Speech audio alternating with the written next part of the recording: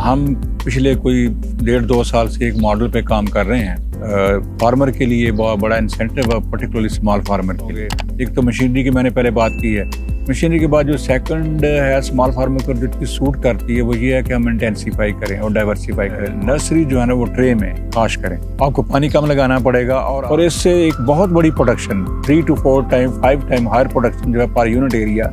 और जो लेबर की जो इन्वॉल्वमेंट है, यूज़ है, वो भी बढ़ेगा।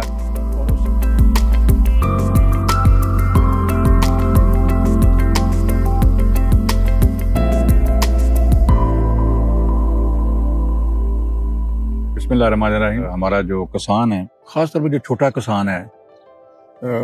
हम पिछले कोई 1.5-2 साल से एक मॉडल पे काम कर रहे हैं और मॉडल बड़ा रिफाइन होके और सामने आ रहा है और उसमें फार्मर के लिए बहुत बड़ा इंसेंटिव है, पर्टिकुलरली स्मॉल फार्मर के लिए। और मॉडल की जो एक आप ये कह लें कि उसकी जो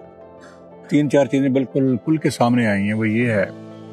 कि एक तो स्मॉल फार्मर के लिए हमें उसको बैकअप देना होगा। जो स्मॉल मशीनरी है, जो इक्विपमेंट है, जो छोटी मशीनें हैं, जिस तरह छोटे ट्रैक्टर हैं, वो हैंड ड्रिवन हो, पावर टिलर्स हैं, या आप ऊपर बैठ के माउंट करके आप बैठ के भी उनको वो चला सकते हो। तो हमें 2-3 चीज़ों में जो ज़िम्मेदार को जो है वो अपना इस वक्त वो जिस तरीके से वो ज़िम्मेदार कर रहा है उसमें उसको बेहतरी लानी होगी, छोटे ज़िम्मेदार को खास तौर पे। एक तो ये कि जी वो इस थोड़ी सी गवर्नमेंट को भी चाहिए सपोर्ट करे कि एक तो उसके कुछ मॉडल जो है हम नेशनल लेवल पे डिफरेंट जो रीजन्स हैं वहाँ हम शो कर सकें। तो इसमें एक तो ये है कि हमें 2-3 कल्चर बदलने होंगे। एक तो मशीनरी की मैंने पहले बात की है। मशीनरी के बाद जो सेकंड है स्मॉल फार्मर को जो सूट करती है वो ये है कि हम इंटेंसीफाई करें और डाइवर्सिफाई करें फार्म को। हम वो चीज़ें जो कन्वेंशनल वीट या राइस पे सिर्फ जिम्मेदार 1 या 2 एकड़ लगा लेते हैं और फिर मार्केट पे डिपेंड करते हैं कि जी कीमत अच्छी मिलेगी या नहीं मिलेगी, तो उससे उस डिफ़िकल्टी से भी छुटकारा मिल सकता है। तो इसमें डाइवर्सिफिकेशन, इंटेंसिफिकेशन और उसके बाद जो एक प्रॉफिटेबिलिटी है, प्रॉफिटेबल फार्मिंग, और रिस्क जो है उसको डिस्ट्रीब्यूट करना डिफरेंट क्रॉप्स के हवाले से, और अपनी न्यूट्रिशन, फैमिली की न्यूट्रिशन भी खुद मैनेज करना। तो इसमें कोई मुश्किल नहीं है। जैसे पाकिस्तान इस वक्त एग्रीकल्चर ओवरऑल भी क्राइसिस में है, तो अगर हम कुछ चीज़ें प्रमोट करें कि जी जिम्मेदार अपने खुद दालें हम इंपोर्ट कर रहे हैं, हम कीमतें बहुत बढ़ गई हैं, हम एडिबल ऑयल जो है वो इंपोर्ट कर रहे हैं,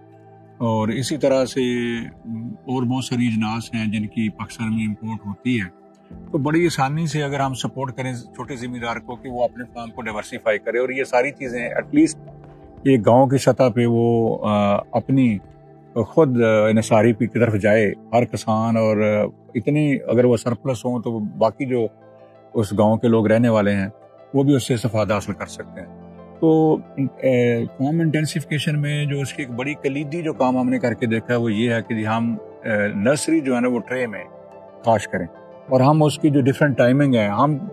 फील्ड में कोशिश ना करें कि जी फसल जो है बीज से लगाने से लेके तो फसल हार्वेस्ट करने तक हम 6 या 7 महीने जो फसल है उसको हम फील्ड में ही ग्रो करें, और उसमें उस लागत भी बहुत ज़्यादा आती है और वसाइल भी बहुत ज़्यादा यूज़ होते हैं। जो हिम्मत हमारे उसमें लेबर है उसका एलिमेंट भी बहुत ज़्यादा बढ़ जाता है। तो छोटे ज़िम्मेदार के लिए ये बड़ा आसान है कि वो एक छोटा सा एक कंट्रोल एनवायरनमेंट टाइप एक जो है एक वॉकिंग टनल, जो कि कोई मुश्किल नहीं है आजकल बनानी, लोकल मटेरियल्स भी बन सकती हैं, और अगर हमें ज़्यादा से ज़्यादा थोड़ा बहुत खर्च करना भी हो तो हम जो हमारी इसके पाइप्स हैं उसकी टनल भी हम बना सकते हैं। तो छोटी सी टनल बना ली जाए, 2 लड़ाई करे का जिम्मेदार है तो 2 मरले 3 मरले की टनल जो है वो काफ़ी होगी, तो उसमें हज़ारों पौधे जो हैं वो उसमें ट्रे में जो है वो डेवलप किए जा सकते हैं।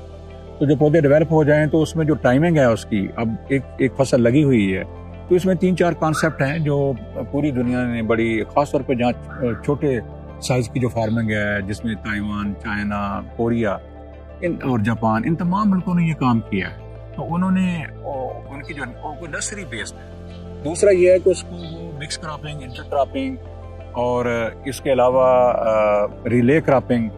यानी एक फसल लगी हुई है वो हार्वेस्ट हो रही है, दूसरी फसल जो पनीरी तैयार है تو ہم نے تقریباً کچھ 36 قسم کی فصلیں جو ہیں یہ ان کی پنیریوں کے ذریعے سے ہم ڈائریکٹ سیڈنگ نہیں کر رہے. ہم اس کی پہلے نرسری تیار کرتے ہیں اور ہر نرسری جو ہے ہمیں، بلکہ میں آپ کے لیے بڑا یہ ایک سرپرائز ہوگا کہ میرا یہ خیال تھا کہ جو بھنڈی ہے اس کو شاید نرسری ہم تیار نہیں کر سکتے، یہ شاید مشکل ہوگا اس کی بھنڈی کی نرسری تیار کرنا. اس دفعہ ہم نے بھنڈی جو ہے وہ نرسری کے ذریعے سے لگائی ہے. ونٹر میں ہم نے نرسری لگائی ہوئی تھی، تو جیسے ہی تھوڑا سا موسم کھلا ہے تو ہم نے وہ